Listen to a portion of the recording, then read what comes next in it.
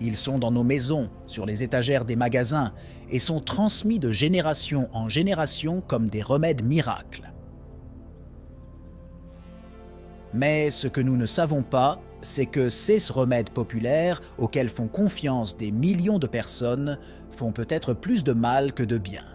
C'est le côté sombre des traitements à domicile, des substances quotidiennes qui peuvent endommager le cerveau d'une manière que vous n'auriez jamais imaginée.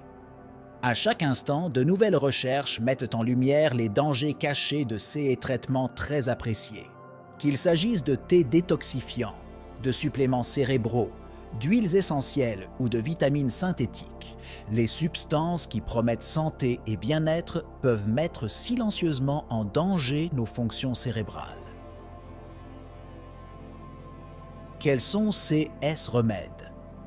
Et pourquoi les médecins ne nous en avertissent-ils pas? Restez avec nous pour le découvrir. L'influence cachée des herbes communes. Bien que les herbes soient souvent perçues comme sûres en raison de leur origine naturelle, elles peuvent transporter des substances neurotoxiques qui nuisent au cerveau. Par exemple, le millepertuis, qui est largement utilisé pour traiter la dépression, a été associé à des effets secondaires graves tels que la confusion et l'agitation chez les patients qui utilisent également des antidépresseurs. L'interaction entre l'herbe et ces médicaments peut entraîner une augmentation dangereuse de la sérotonine, connue sous le nom de syndrome sérotoninergique, qui peut être mortel. Une autre plante courante, le ginkgo biloba, est présentée comme un stimulant de la mémoire, mais des études indiquent qu'elle peut entraîner de graves complications telles que des saignements, en particulier en combinaison avec des anticoagulants. Le mécanisme par lequel le ginkgo biloba augmente le risque de saignement n'est pas entièrement compris, mais il semble interférer avec les facteurs de coagulation du sang. L'absence de réglementation et de contrôle de la qualité dans la production de suppléments à base de plantes augmente également le risque de contamination et d'incohérence dans les niveaux de principes actifs. Le côté obscur des huiles essentielles. Les huiles essentielles, bien que populaires dans les pratiques d'aromathérapie et de médecine alternative, peuvent présenter des risques neurologiques importants pour la santé si elles ne sont pas utilisées correctement. L'huile de menthe poivrée, par exemple, contient du menthol, qui, en excès, peut causer des problèmes neurologiques tels que des convulsions.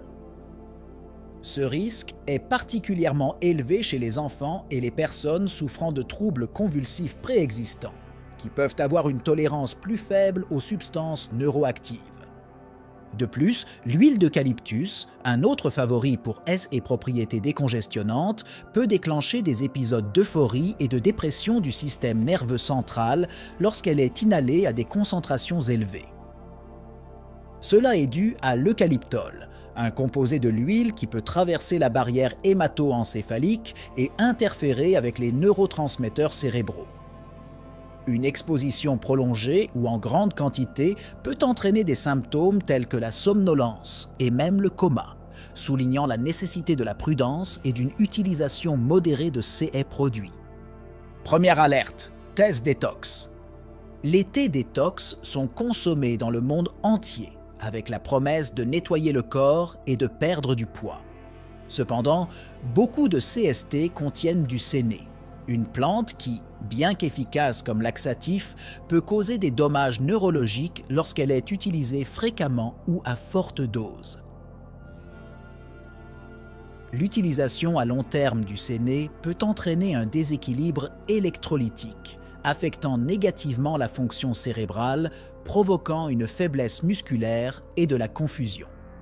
En plus du séné, certains thés détox peuvent être contaminés par des métaux lourds tels que le plomb et le mercure, en raison de la pollution du sol où les plantes sont cultivées. Ces métaux ont la capacité de s'accumuler dans le corps et d'exercer des effets toxiques sur le cerveau, notamment la détérioration des fonctions cognitives et l'augmentation du risque de développer des maladies neurodégénératives. Deuxième alerte, suppléments cérébraux. De nombreux suppléments sont commercialisés avec la promesse de stimuler le cerveau, mais certains contiennent des ingrédients comme le DMAE, diméthylaminoéthanol, qui, malgré leurs avantages revendiqués pour améliorer la mémoire et la fonction cognitive, ont été associés à des convulsions et à des schémas de pensée désorganisés à forte dose. Le manque de réglementation et la variation de la puissance des suppléments peuvent augmenter ces risques. De plus, les suppléments qui promettent d'augmenter la production de neurotransmetteurs, tels que ceux contenant de la phénylalanine, peuvent en fait perturber l'équilibre chimique dans le cerveau. De fortes doses de phénylalanine peuvent entraîner des effets indésirables, en particulier chez les personnes atteintes de phénylcétonurie, PCU, où elle peut s'accumuler et causer des lésions cérébrales. Troisième alerte! Médicaments contre le rhume en vente libre. Les médicaments contre le rhume et la grippe, tels que ceux contenant de la pseudoéphédrine, peuvent offrir un soulagement rapide des symptômes nasaux, mais ils peuvent également avoir des effets secondaires neurologiques graves. Chez certaines personnes, en particulier celles qui sont sensibles aux stimulants, la pseudoéphédrine peut provoquer de l'insomnie, de la nervosité et même des épisodes psychotiques. L'utilisation à long terme ou à forte dose de COS médicaments peut entraîner une détérioration de la fonction cognitive et des changements de comportement. De plus, l'interaction de COS médicaments avec d'autres médicaments sur ordonnance peut exacerber leurs effets secondaires, augmentant le risque de problèmes neurologiques qui ne sont souvent pas mis en évidence sur l'emballage ou discutés par les médecins. Quatrième alerte, remède naturel contre l'anxiété. Alors que beaucoup recherchent des alternatives naturelles pour traiter l'anxiété, comme le kava-kava, il est crucial d'être conscient de ses effets neurotoxiques potentiels.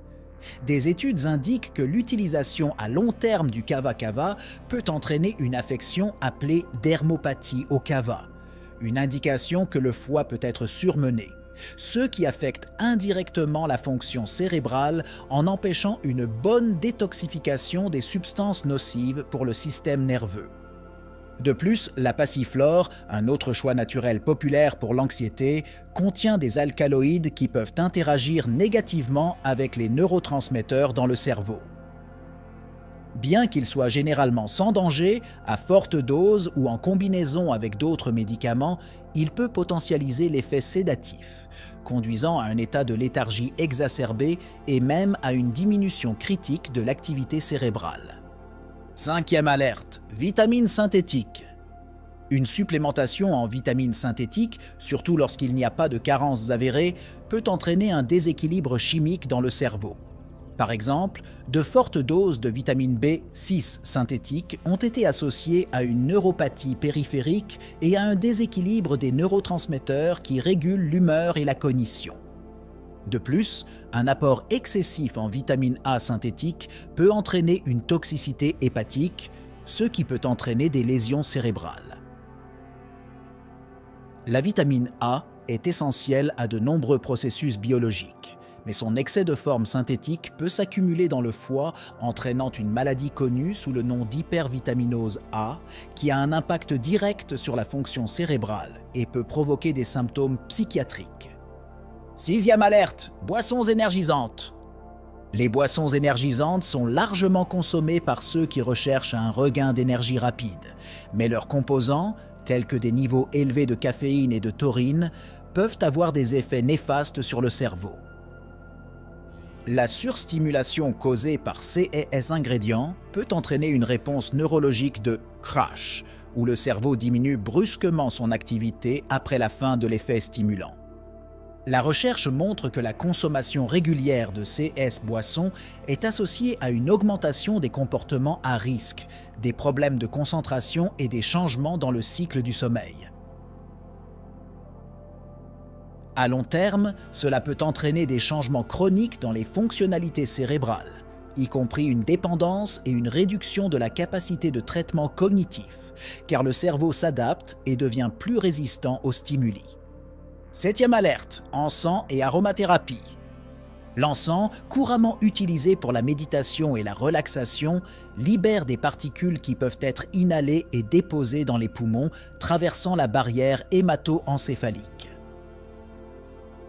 Des substances telles que le benzopyrène, présentes dans la fumée d'encens, sont cancérigènes et peuvent nuire au cerveau, entraînant une inflammation chronique et potentiellement un déclin cognitif. Des études longitudinales suggèrent une corrélation entre l'exposition prolongée à la fumée d'encens et l'incidence accrue des tumeurs cérébrales. L'aromathérapie, bien que bénéfique dans de nombreux cas, peut présenter des risques lorsque les huiles essentielles sont utilisées sous forme concentrée. Des ingrédients actifs tels que le linalol, présent dans l'huile de lavande, peuvent avoir de puissants effets sédatifs. À des concentrations élevées, le linalol peut provoquer une dépression du système nerveux central, entraînant des symptômes tels que la désorientation et une réduction de la réactivité aux stimuli externes. Il est crucial de modérer l'utilisation et d'assurer une ventilation adéquate pendant l'aromathérapie pour minimiser les risques neurologiques. Les remèdes homéopathiques pour le sommeil sont populaires en raison de leur sécurité et de leur caractère naturel perçu. Cependant, certains de ces produits contiennent de fortes dilutions d'ingrédients comme belladonna, qui est connu pour ses propriétés toxiques. La belladone peut affecter le système nerveux autonome et provoquer des délires et même des états psychotiques si elle n'est pas diluée correctement. Des CA de toxicité de la belladone dus à des erreurs de fabrication dans les remèdes homéopathiques ont été documentés, soulignant l'importance d'une réglementation stricte et d'un contrôle de la qualité. De plus, de nombreux remèdes homéopathiques promettent d'améliorer le sommeil grâce à des fréquences censées résonner avec le corps. Cependant, le manque de preuves scientifiques solides sur l'efficacité de ces méthodes et la possibilité d'un placebo devraient être pris en compte par les consommateurs. La dépendance psychologique à ces produits peut détourner les individus de la recherche de traitements plus efficaces et fondés sur des preuves pour les troubles du sommeil, ce qui peut exacerber les problèmes sous-jacents. 9e alerte, produits ayurvédiques. Les produits ayurvédiques, basés sur la médecine traditionnelle indienne, contiennent souvent des herbes et des métaux qui auraient des propriétés médicinales. Cependant, un contrôle de qualité variable peut entraîner la présence de métaux lourds tels que le plomb et le mercure à des niveaux qui dépassent les normes de sécurité. L'exposition chronique à ces métaux peut provoquer une neurotoxicité, affectant négativement les fonctions cérébrales, la mémoire et le comportement. Des études ont montré que l'utilisation continue de certains produits ayurvédiques peut entraîner une accumulation de ces métaux dans le corps, entraînant des conditions telles que l'encéphalopathie toxique, une maladie qui affecte le cerveau et peut provoquer des symptômes neurologiques permanents tels que la perte de mémoire et les sautes d'humeur. L'absence de normalisation et de réglementation de ces produits est un facteur de risque important, mettant en évidence la nécessité pour les consommateurs et les professionnels de santé d'être conscients et informés sur leur composition et leurs effets. 10e alerte, aliments fonctionnels. Le terme « aliments fonctionnels » est souvent utilisé pour décrire des aliments qui sont censés offrir des avantages pour la santé au-delà de la nutrition de base. Cependant, certains de ces aliments peuvent contenir des additifs ou des composés bioactifs en quantité qui, plutôt que d'être bénéfiques, peuvent perturber la fonction cérébrale. Par exemple, certains aliments enrichis en oméga 3 sont promus pour leurs bienfaits sur la santé mentale, mais un excès d'acides gras polyinsaturés peut déclencher un état pro-inflammatoire dans le cerveau, exacerbant potentiellement des conditions telles que la dépression et l'anxiété. De plus, les aliments qui contiennent des phytoestrogènes, comme le soja, sont considérés comme bénéfiques en raison de leur impact sur la modulation hormonale. Cependant, pour les personnes sensibles à ces composés ou souffrant de troubles hormonaux préexistants, une consommation excessive peut affecter négativement l'équilibre hormonal et influencer les fonctions cérébrales telles que la cognition et l'humeur. Les effets peuvent varier considérablement en fonction de l'âge, du sexe et de l'état de santé du consommateur, ce qui met en évidence la complexité des effets des aliments fonctionnels sur le corps et l'esprit. 11e alerte, antioxydants à haute dose. Les antioxydants sont essentiels pour lutter contre les radicaux libres dans le corps, mais une supplémentation à très forte dose peut avoir des effets contre-productifs. L'excès d'antioxydants, en particulier de sources synthétiques comme la vitamine E, peut réduire l'oxydation de manière si significative qu'il interfère avec les fonctions cellulaires normales, y compris celles du cerveau. Cela peut entraîner une réduction de la plasticité neuronale, essentielle à l'apprentissage et à la mémoire, entraînant un déclin cognitif plutôt qu'une amélioration. Le mécanisme par lequel l'excès d'antioxydants nuit au cerveau est encore à l'étude, mais la théorie dominante suggère qu'ils peuvent affecter négativement la signalisation redox, qui est vitale pour la fonction neuronale et la communication intercellulaire. Ce déséquilibre peut contribuer au développement de maladies neurodégénératives telles que la maladie d'Alzheimer et la maladie de Parkinson. La clé est l'équilibre. Et une supplémentation excessive, surtout sans surveillance médicale, peut faire plus de mal que de bien. Atténuation des risques. Comprendre les risques associés aux remèdes populaires et alternatifs est crucial pour la sécurité des patients. Il est important que les consommateurs soient encouragés à discuter de toutes les formes de traitement et de supplémentation avec des professionnels de la santé qualifiés. Cette étape d'atténuation implique une évaluation minutieuse des sources des produits, des ingrédients actifs et des dosages recommandés. De plus, l'éducation sur la façon d'identifier les signes avant-coureurs de neurotoxicité et d'autres effets indésirables peut sauver des vies et améliorer la qualité de vie. Par exemple, des programmes de sensibilisation peuvent être mis en œuvre dans les communautés pour informer sur les dangers potentiels des remèdes populaires mal réglementés et sur l'importance des approches fondées sur des données probantes en matière de santé mentale et physique.